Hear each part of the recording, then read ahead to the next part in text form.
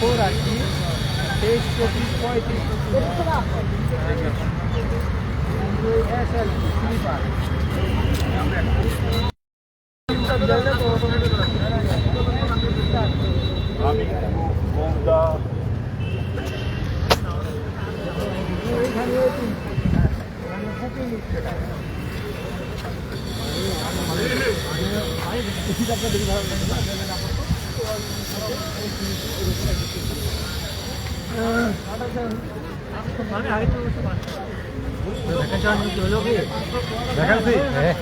Vacancy কি বাড়ানোর দরকার বলেন? হ্যাঁ, ভ্যাকেন্সি বৃদ্ধির দরকার, তাই তো? অবশ্যই দরকার। আপনারা দাবি তুলুন দিকে দিকে, ভ্যাকেন্সি বাড়ুক, ছেলেমেয়েরা চাকরি পাক, সবাই সুষ্ঠুভাবে নিয়োগ হোক, যা ভ্যাকেন্সি সেই ভ্যাকেন্সিগুলোই মানে পূরণ হোক। মাননীয় মুখ্যমন্ত্রীকে কি দাবি জানাচ্ছেন? ভ্যাকেন্সি 50,000 দাবি, তাহলে কেউ বসে থাকবে না। হ্যাঁ, যেটা পর্ষদ সভাপতি আমাদের বারবার কথা দিয়েছিলেন যে 50,000-এর উপর ভ্যাকান্সি আছে, কিন্তু যখন ভ্যাকান্সি আসলো সেটা দেখা গেল 13,000 সামথিং। তো আমরা দাবি এইটাই করছি যে সেই 50,000 যে ভ্যাকান্সির কথা বলা হয়েছিল সেই ভ্যাকান্সিটা দেওয়া হবে।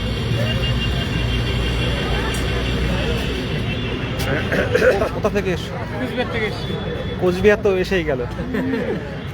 কি বলছেন মাননীয় মুখ্যমন্ত্রী? আমরা আজকে মুখ্যমন্ত্রীকে বলতে চাই, যেসব ভ্যাকেন্সিগুলো আছে প্রাইমারি স্কুলগুলো তো এমনি বন্ধ হয়ে যাচ্ছে, সব বেসরকারি চলে যাচ্ছে। স্কুলগুলো যদি বাঁচাতে যায় তাহলে সরকারি স্কুলে আগে টিচার নিয়োগ করতে হবে। সেই টিচাররা যাতে পূর্ণ প্রশিক্ষিত ডিএলএড প্রার্থীদের নিয়োগ করা হয়, এটাই মুখ্যমন্ত্রীর কাছে দাবি। আর 50,000 ভ্যাকেন্সি দিতে দেয়।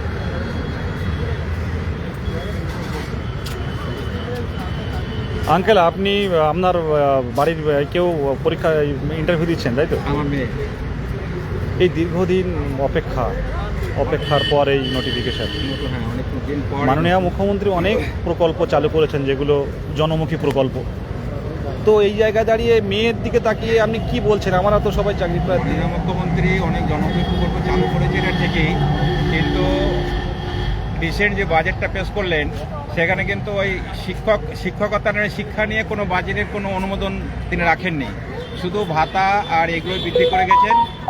কিন্তু এখানে মাননীয় মুখ্যমন্ত্রী যে পশ্চিমবাংলায় যে বেকারের জ্বালা, সেই জ্বালাগুলো যদি নিবারণ করার জন্য যা বেকার আছে প্রাথমিক শিক্ষক যেগুলো নিয়োগ করা দরকার, 50 থেকে 60,000 শিক্ষক যদি অতি সত্ত্বর নিয়োগ করা যায়, তাহলে প্রাইমারি স্কুলগুলো নিশ্চয়ই ভালোভাবে চলবে। যারা শিক্ষা যাদেরকে দেয় সেই শিশুরা ভালোভাবে শিক্ষা পাবে এবং তারা একটা ভাবি নাগরিক হওয়ার জন্য, তারা এই যে সুনাগরিক হওয়ার জন্য তারা এগিয়ে যাবে ভবিষ্যতের দিকে। কোনখান থেকে এসেছেন? আমি বীরভূম।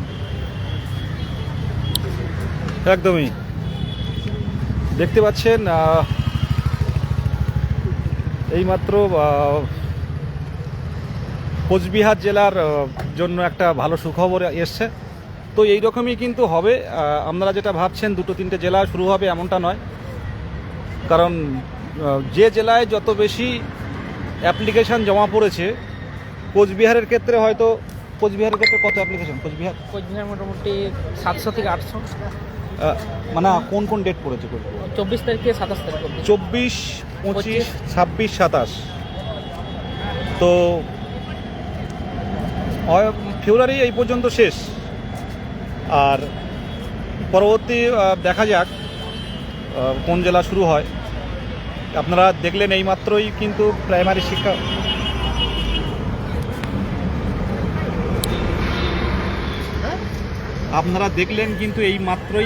প্রাইমারি শিক্ষক নিয়োগের 4th ফেজ এটা কিন্তু শুরু হলো। এটা কোচবিহারের ক্ষেত্রে কিন্তু একটা ভালো কথা, মানে কোচবিহারের ক্ষেত্রে একটা ভালো দিক। হ্যাঁ, চলে যাবে। কোচবিহারের ক্ষেত্রে কিন্তু এটা একটা ভালো কথা বলতে পারেন, একটা ভালো মানে পড়াশোনার ক্ষেত্রে আপনারা টাইমটাও পাবেন মোটামুটি। একদমই শিল্পা কমেন্ট করছে যে 3 বছর বাড়িতে বসে এখন ইন্টারভিউ দিতে এসে ভ্যাকান্সি চাওয়া, ঠিকই কথা। আজকে নোটিফিকেশান এলো 25 সেপ্টেম্বর 2025। আজকে গত 2.5-3 বছর কিন্তু অনেকের পরিশ্রম ছিল, অনেকের শান্তিপূর্ণভাবে কলকাতার রাজপথে আন্দোলন ছিল। তো পরপর কর্মসূচির মাধ্যমে এই নোটিফিকেশান 2 মাস পর তার ফর্ম ফিল আপ শুরু হলো, কিন্তু ভ্যাকেন্সি মাত্র নামমাত্র ভ্যাকেন্সি বলতে পারে। আজকে দেখতে পাচ্ছেন অনেক ক্যান্ডিডেট যারা আছে, সত্যি কথা বলতে কি আমি চিনি না, কিন্তু ওনারা এগিয়ে আসছেন প্রত্যেক ক্যান্ডিডেট। আজকে এই প্রত্যেক ক্যান্ডিডেট যদি স্বতঃস্ফূর্তভাবে এগিয়ে আসতেন তাহলে হয়তো আমাদের ভ্যাকেন্সিটা আরও বাড়তে পারত। মাননীয় মুখ্যমন্ত্রী এখনও চাইলে পারেন যে জনমুখী প্রকল্প হচ্ছে, সাথে সাথে নিয়োগের একটা বিহারের মতো প্রাইমারি শিক্ষক নিয়োগের একটা জোয়ার আনুক, এটা আমরা চাই। তাহলে আরও কিছু পরিবার মুখে হাসি ফুটবে। আপনারা জানেন ভালো করে 58,200 মতো অ্যাপ্লিকেশান জমা পড়েছে, কিন্তু ভ্যাকেন্সি কত? 13,421। বাংলা মিডিয়ামে 10,500। তো বাকি মনে করুন 60,000-এর মধ্যে আপনার 40,000 তো বাদ যাবে, এই 50,000-এর এই 40,000-এর মতো বাদ যাবে। তো তাদের মনটা কি বলবে? এই এতদিন অপেক্ষা করার পর যদি মেরিটে না আসা যায়, সবাই চাকরি পাবেন না আমরা ভালো করেই জানি। 10,000 পড়ে থাকলো। এই 2022-এর প্যানেলে কি হলো? কতজন বাদ আছে?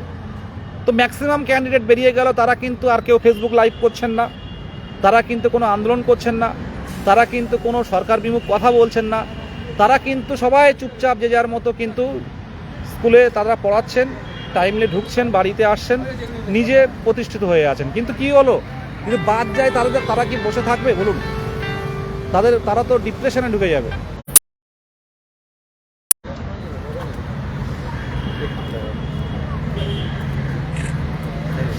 Thank you. কোন জেলা আপনার? আমার জেলা না, আমার ওয়াইফ এসছে। ও, অনেকের ওয়াইফে এসছেন, তো আমাদের পরিচিত অনেকেই। তো একসাথে আমরা মুহূর্তগুলো ধরে রাখার জন্য অনেকে আমরা ছবি তুলি, সেলফি তুলি। তো সেই রকম অনেক দাদারা এসছেন। তো সেই দাদারা সবার একটাই চিন্তা যে এত কম ভ্যাকেন্সিতে এত দূর থেকে বারে আসা, তো এত কম ভ্যাকেন্সিতে নিয়োগের ক্ষেত্রে অনেকেই তো বঞ্চিত থেকে যাব। আজকে আপনারা অনেকেই ভেবেছিলেন যে কি হবে, আজকে ফেজ আসবে কি না। তো আজকে কিন্তু দাদা ফেজ এসে গেল। আজকে কিন্তু আরেকটা ধাপের ইন্টারভিউ কিন্তু করে দেখালেন। তবে মনে হচ্ছে দ্রুত, কিছুটা হলেও দ্রুত হবে। কত দ্রুত হবে বলা যাচ্ছে না, সেদিকটাও নাকি কাজ চলছে। সামনের দিনে যাতে বেঞ্চ বাড়ানো হয় সেই বিষয়টাও দেখা হচ্ছে। গতি আস্তে আস্তে বাড়বে। এই কোচবিহার একটা মোটামুটি জেলা, খুব বড়ও না, মাঝারিও না, ছোটও না। তো কোচবিহারটা শুরু হলো, সামনের দিনে ধীরে ধীরে অন্যান্য জেলাগুলো ধরা হবে। তবে নির্বাচনের আগে যে নিয়োগের কথা, এটা আমি প্রথম থেকেই বলে এসেছি, অসম্ভব। সেই কাঠামো পর্ষদ নিজে থেকে তৈরি করা একটা সময় সাপেক্ষ ব্যাপার। হয়তো 29 সেপ্টেম্বর 2025 নোটিফিকেশান আসার পরপর যদি পর্ষদ তৎপর থাকতো এইসব বিষয়গুলো নিয়ে, তো হয়তো হয়ে যেত। কিন্তু সেই ক্ষেত্রে সরকারি ব্যাপার বুঝতে পারছেন, আস্তে আস্তে চলে। তো আমরা নোটিফিকেশান পেয়েছি, এটা খুব বড় আনন্দের বিষয়। ইন্টারভিউ হচ্ছে, এটা বড় আনন্দের বিষয়। ভ্যাকান্সি বৃদ্ধির জন্য কিন্তু আমাদের সামনের দিনে কিন্তু আমাদের কর্মসূচি ঘোষণা করতে হবে। তার আগে আমরা বিভিন্ন আধিকারিক, তার আগে কখনো কালীঘাট, কখনো ক্যামাক স্ট্রিট, কখনো বিকাশ ভবন, কখনো এপিসি ভবন, আমরা কিন্তু আমাদের আলোচনা যে কিছু বাড়ান অন্তত 10,000। আজকে সবাই বলছে যে 2,213টি স্কুলে শিক্ষক শূন্য বা শিক্ষক নেই, সেখানে 3,000 করে বাড়ালে তো অনেক। আজকে আমরা তো বাইরের কেউ নয়, আমরা সব পশ্চিমবঙ্গের বাসিন্দা। 2 বছরের প্রশিক্ষণ আছে। এনসিটির গাইডলাইন মেনে টেট উত্তীর্ণ। শুধু এই 10 নম্বরের সাক্ষাৎকার পর্ব হবে। এখানে এই 5 মিনিট হোক 2 মিনিট হোক আপনাকে তুলে ধরতে হবে। তার উপর নির্ভর হচ্ছে আপনি যোগ্যতা সম্পূর্ণ কতটা। 58,200 কত ফর্ম ফিল আপ, 10,500 ভ্যাকেন্সি। তাহলে ভেবে দেখুন। যাই হোক, কোচবিহারের প্রার্থীদের বলবো পড়াশোনা করুন, ইউটিউব দেখে বিভ্রান্ত হবেন না। নিজের মধ্যে সমস্ত রকম দক্ষতা নিজের মধ্যে রাখুন। ওই 2-4 মিনিটে কিন্তু আপনার সম্পূর্ণটা তুলে ধরতে হবে। আজকে অনেক ক্যান্ডিডেট এসেছেন, অনেক গার্জেন এসেছেন, এটা ভালো লাগে যে তারা এগিয়ে এসে একটা ভালো কথা জিজ্ঞাসা করছে, অনেক পাওয়া, কিন্তু সাথে সাথে অনেক ক্যান্ডিডেট তো বাদ যাবে। তো এই জায়গায় একটা মানসিক চাপ প্রত্যেকেরই থাকে, যারা আমরা সামনে থেকে নেতৃত্ব দিয়েছি এতদিন ধরে। আজকে কম মানুষ চেনেন না এমন নয়, আজকে উত্তরবঙ্গ থেকে শিলিগুড়ি ছিল আর উত্তর দিনাজপুরের কিছু ছিল। তো শিলিগুড়ি ছিল, উত্তর দিনাজপুরে কি আমি কিন্তু অনেকেরই চিনি না। আমি অমিত ভাই বলুক আজকে এসেছিল, কি দেখলে? আমি দেখে অবাক হয়ে যাচ্ছি যে বিদেশটাকে এত মানুষ কি করে চিনে। শিলিগুড়ি থেকে এসেছে, দার্জিলিং থেকে এসেছে, সবাই প্রণাম করছে। হ্যাঁ, ওটা দেখে আমি অবাক হয়েছি। সত্যি কথা বলতে কি আজকে আমাদের এই সহপাঠী আজকে এসে ভালো মন্দ জিজ্ঞাসা করে ছুটে এসে প্রণাম করছে, এটা আমি বলবো না, আমি অনেকটাই সরিয়ে দিতে চাইলাম, কিন্তু কোনোভাবেই সেটা শুনবো না যে আপনি আবার আমাদের লড়াই এটা আপনাদের যোগ্য। এই সব ক্যান্ডিডেট যারা দীর্ঘদিন ধরে এই পথে আছে, দীর্ঘদিন ধরে এমন ক্যান্ডিডেট আছে যে কথা হচ্ছিল যে এই চাকরির জন্য পড়াশোনার কারণে 4 বছর আগে বিয়ে হয়েছে, তাই তো? হ্যাঁ, কিন্তু এখনো সন্তান কিন্তু নিতে পারেনি, নেয়নি, পড়াশুনো করে গেছে, শুধু প্রায় 12-14 ঘন্টা পড়াশুনো করে গেছেন। আজকে ইন্টারভিউ দিয়ে বের হলেন, 2 মিনিট ইন্টারভিউ দিলেন। তো মানুষ এই চাকরি প্রার্থী যারা এসে এই যে ভালো কথা জিজ্ঞাসা করা, প্রণাম নেওয়া, প্রণাম মানে এটা কি বলবো, আশীর্বাদ। আর এদের জন্যই কিন্তু মনটা বেশি কাঁদে, যে যারা একদম যোগ্যতা আছে, যদি আরও কিছু ভ্যাকান্সি হতো প্রত্যেকে বেরিয়ে যেতে পারতো, প্রত্যেকে দিনের শেষে একটা হাসি হাসতে পারতো যে আমি এই স্কুলে জয়েন করেছি। জানি না এর শেষ কোথায়। খারাপ লাগে এই কারণে, এত মানুষের ভালোবাসা আমরা পেয়েছি, এত মানুষ তাদের ন্যায্য দাবি, ন্যায্য অধিকারের দাবি, তাদের একটা কর্মসংস্থানের জন্য এত কিছু, একটা কর্মসংস্থানের জন্য, নিজের স্বনির্ভর হওয়ার জন্য কিন্তু এই লড়াই। আমি এসছিলাম আজকে একদম শেষ, কিছুক্ষণই আগে এলাম যে নোটিফিকেশান বেরোবে কি বেরোবে না। তো এখন তো পর্ষদে কেউই ঢুকতে পারছেন না, তো হঠাৎই নোটিফিকেশান বেরিয়ে গেল। আমি বলেছিলাম গতকালে যে এই নোটিফিকেশানটা বেরোলে মনে করবেন পর্ষদ কিন্তু গতিতে এগোচ্ছেন, এটা আমি বললাম হালকা করে। নোটিফিকেশান বেরোচ্ছে, এবার ভোটের আগে মানে নির্বাচনের সময় ইন্টারভিউ চলবে কি না এই বিষয়টা আপাতত কোচবিহার জেলাটা হয়ে যাক, তারপরে কথা বলা যাবে বা তারপরে দেখা যাবে যে নির্বাচনের মধ্যে আপনারা চালান, নাহলে পুজো হয়ে যাবে, পুজো এসে যাবে কিন্তু ইন্টারভিউ শেষ হবে না, কারণ বড় বড় জেলাগুলো কিন্তু এখনও বাকি আছে। আপনারা হয়তো ভাবছেন উত্তর 24 পরগনা, দক্ষিণ 24 পরগনা, আপনারা ভাবছেন হুগলি, নদিয়া, মুর্শিদাবাদ এই আসলো বলে, কিন্তু অতটা সোজা নয়, একটু সময় লাগবে। টেবিল সংখ্যা না বাড়ানো পর্যন্ত কিন্তু পর্ষদ বড় জেলা ধরতে পারছে বলে মনে হচ্ছে না আমার। এ যা বলছি সম্পূর্ণটাই আমার আইডিয়া, কারণ গভর্নমেন্টের রুলস এগুলো বাইরে আসে না, তারা কোন পদ্ধতিতে এগোচ্ছেন এটাও বাইরে আসে না। যেটুকু আইডিয়া করে যে এরকম আসতে পারে, বিগত দিনের অনেক ইন্টারভিউয়ের অভিজ্ঞতা থেকে এটা আইডিয়া করতে পারছি। অনেকে ভেবেছিল হয়তো দক্ষিণ দিনাজপুর হবে, তো একটা বড় জেলা ধরে কিন্তু পর্ষদ হয়তো দেখে নিতে চাইছে যে মোটামুটি মাঝারির উপরে একটা জেলা ধরে কিন্তু পর্ষদ দেখে নিতে চাইছে যে কতটা গতি হতে পারে। প্রত্যেকে ভালো থাকবেন। দেখুন এই ইন্টারভিউ দিয়ে বেরোচ্ছেন, দেখুন দেখুন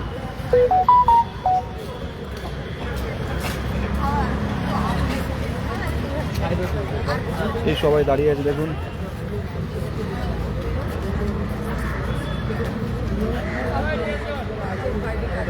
এই ইন্টারভিউ দিয়ে বেরোচ্ছেন এখন।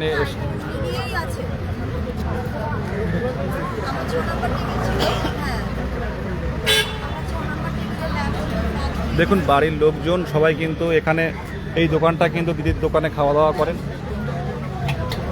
এখানে হচ্ছে সবাই খাওয়া দাওয়া করছে, এখানে সবাই দাঁড়িয়ে থাকেন।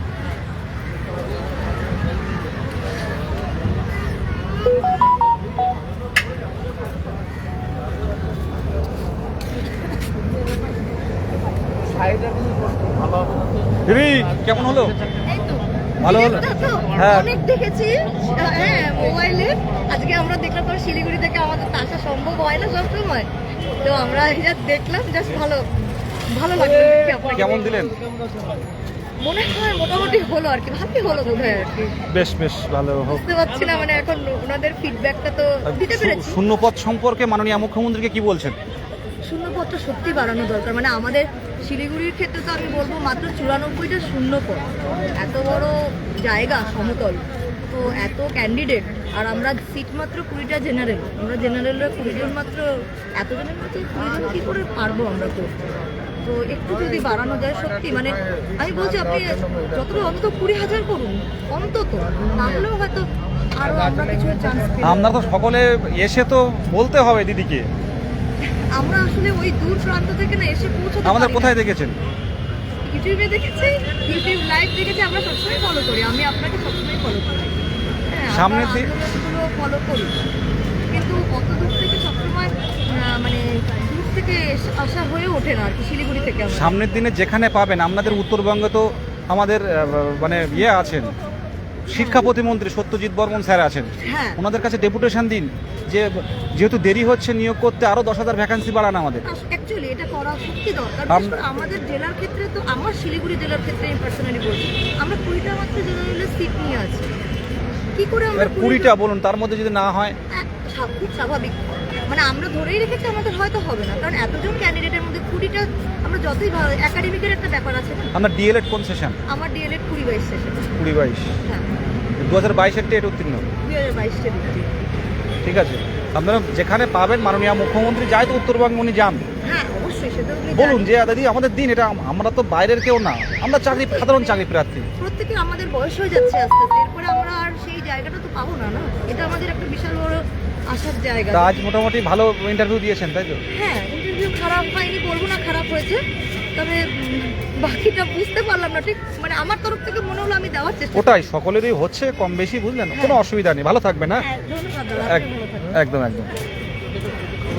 দেখলেন শিলিগুড়ি থেকে এসছেন অনেক চাকরি প্রার্থীরা যারা ইন্টারভিউ দিয়ে বেরোচ্ছে।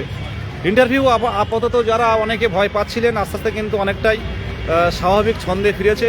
জানি না পরবর্তী জেলা যারা আসবে তাদের কোশ্চেন কোথা থেকে আসবে, হয়তো এই কোশ্চেনগুলো আবার রিভিউ হতে পারে, আবার দেখা যাচ্ছে অন্য কোশ্চেন আসতে পারে, সেটা নিয়ে ভাবা যাবে। নিজেদের মতো নিজেদের পড়াশোনা করতে হবে নাকি? ভালো আছেন তো? আপনি তো প্রায় আসেন, কি ব্যাপার বলুন? শূন্য পদটা বাড়াতে বলুন দিদিকে। অবশ্যই সবকিছু দিদি যেন অবশ্যই অনেক শূন্যপদ বাড়ায়। দিদি বলুন। এই সামান্য কয়েকটা পোস্টের জন্য এত যে ছাত্রছাত্রী পরীক্ষা দিচ্ছে, তাদের মানে মনের মধ্যে একটা খুব দুঃখ কাজ করছে। এই দুঃখকে লাঘব করার জন্য যদি কিছু পোস্ট বাড়ানো হয়, আমার মনে হয় খুব ভালো হয়। মাসিমা বলুন, দিদিকে একটু বলুন, দিদিকে। দিদি আপনি একটু করতে পারেন, বলো, দিদিকে অনুরোধ করছি। দিদিকে অনেক অনুরোধ করছি, আপনি একটু পোস্টটা মানে মানে একটু বেশি বাড়ালে ভালো হয়। অনেক স্টুডেন্ট তো পরীক্ষা দিচ্ছে, প্রায় কয়েক হাজার, 58,000। প্রায় 58,000 পরীক্ষা দিচ্ছে, তার মধ্যে 13,000 ভ্যাকেন্সি। 13,000 কত মানে 400 কত একটা ভ্যাকেন্সি, এর মানে অনেক ছেলে মেয়ে খুবই কষ্টের মধ্যে আছে। একটু ভাবলে ভালো হয়, অনেক অনেক সবাই উপকৃত হবে, অনেক ভালো স্টুডেন্টরা অনেকেই আরও যাতে পরবর্তীকালে আরও সুযোগ পায়। এজ হয়ে যাচ্ছে না? হ্যাঁ, অনেকে এজ তো হয়ে যাচ্ছে, এদিকে তাকিয়ে যদি একটু করা যায় অনেকেই উপকৃত হবে। দেখলেন ব্যাপারটা, এই আমাদের আমাদের কাকিমা, আমাদের আঙ্কেল, প্রত্যেকেরই দাবি কিন্তু একটাই। আমি আজকে মূলত ভ্যাকান্সি বৃদ্ধির বিষয় লাইভটা করছি। দেখুন, ইন্টারভিউ শুরু হয়েছে মানে ইন্টারভিউ শেষ হবে, কিন্তু এই ইন্টারভিউ যখন শেষ হবে, এই 10,000 10,500 বাদে বাকি জনের কিন্তু চোখে জল আসবে। কার কি হবে কেউ জানি না আমরা, কিন্তু আমরা সবাই টেট উত্তীর্ণ, প্রশিক্ষণ প্রাপ্ত। মেনলি এটা ভাবতে হবে, আজকে যারা ভাবতে পারছেন না, আজকে মেরিট বের হওয়ার পর ভাবতে পারবেন, মেরিট বের হওয়ার পর ভাবতে পারবেন। এই যে এত মানুষ আমাদেরকে চেনেন, আমরা চিনতাম না, কিন্তু এই যে কাছে এসে বলা, দাদা একটু ভ্যাকান্সির বিষয়গুলো আপনারা দেখুন, কিন্তু আমাদের হাতেও তো কিছু করার নেই। 2022 সালে টেট পাস ডিএলএড ঐক্যমঞ্চ, তাদের হাতেও কিছু নেই। আমরা কি করতে পারি, আমরা আলোচনার মাধ্যমে বারে বারে রিকোয়েস্ট করতে পারি। আর শেষ কথা হচ্ছে মুখ্যমন্ত্রী বলবেন, দেখা যাক কি হয়। অনেকে আসছেন দেখুন ইন্টারভিউ দিয়ে, অনেকে ইন্টারভিউ দিয়ে কিন্তু বেরোচ্ছেন, দেখতে পাচ্ছেন।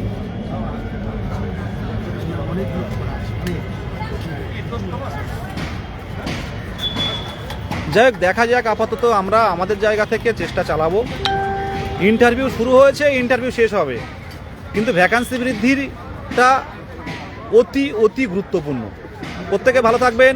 কোচবিহার জেলা শুরু করুন পড়াশুনো, যা যা আছে ইউটিউব দেখে বিভ্রান্ত হবেন না, নিজের মধ্যে বেসিক জ্ঞানটা নিয়ে আসুন। খুব কঠিন কোশ্চেন ধরছে এমন না, তবে কিছু কিছু ক্ষেত্রে কঠিন কোশ্চেন ধরছে, কিছু কিছু ক্ষেত্রে কঠিন আসছে, যেগুলো আর্টসের স্টুডেন্টের ক্ষেত্রে হয়তো আমরা করতে পারছি না, সায়েন্সের স্টুডেন্ট ক্ষেত্রে হয়তো পেরে যাবে। কিন্তু এগুলো হয়তো 10টা কোশ্চেন ধরলো, 15টা ধরলেন, তার মধ্যে থেকে 2টো পারলেন না, এটা কিন্তু কঠিন জিনিস না। মানে এটা যে আপনি পারলেন না এমনটা নয়, তাই তো নাকি? 10টা ধরলো, আপনি 2টো পারলেন না, তো এটা নিয়ে ভেঙে পড়লে হবে না। আরগুলো ডেমনস্ট্রেশনটা ভালো করে দিতে হবে। আমি পার্সোনালিটি টেস্ট, পার্সোনালিটি টেস্ট। আমি পারলাম না বলে যে একটা বিরাট কিছু ব্যাপার তা নয়, যেটাকে সহজভাবে বলা পার্সোনালিটি টেস্ট করা। কেউ হয়তো 10টা কোশ্চেনই 10টাই পারলো, আবার কেউ হয়তো 10টা কোশ্চেনের মধ্যে 8টা পারলো, হয়তো 8টা পারলো, সে নাম্বারটা বেশি পেলো ইন্টারভিউয়ে, তাই তো হতে পারে। কেন জানেন? তার ভঙ্গিমা, একটা শিক্ষক হওয়ার, তার যে চলাফেরা, বডি ল্যাঙ্গুয়েজ, এটা কিন্তু এক্সপার্টদের ভালো লেগেছে, তো এটা হবে। আর যারা ইন্টারভিউ দিয়েছেন অনেকে ভাবছেন যে কি হবে, আমরা পারিনি, বিভ্রান্ত হবেন না। নাম্বার কিন্তু ওই পারা না পারার উপর সম্পূর্ণ নির্ভর করে না। যারা খারাপ হয়েছে ভাবছেন যে আমার কি হবে এত বছর পর অপেক্ষা করার পর, দেখুন আর চিন্তা করবেন না, আর ফিরিয়ে তো আনা যাবে না। ইন্টারভিউটা সম্পূর্ণ এই কপাল, এই ভাগ্য। সামনের দিনে ইন্টারভিউ বাড়াতে পারলে, এই শূন্যপদ দাঁড়াতে পারলে অনেক ক্যান্ডিডেট পরে আবার বেরিয়ে যাবে। কি হবে কিছু বলার নেই, আমরা আইনি পথেও লড়াই চালিয়ে যাচ্ছি, এটাই। আপাতত রাখবো, করবো না। এই দেখুন আস্তে আস্তে আসছেন ইন্টারভিউ দিয়ে।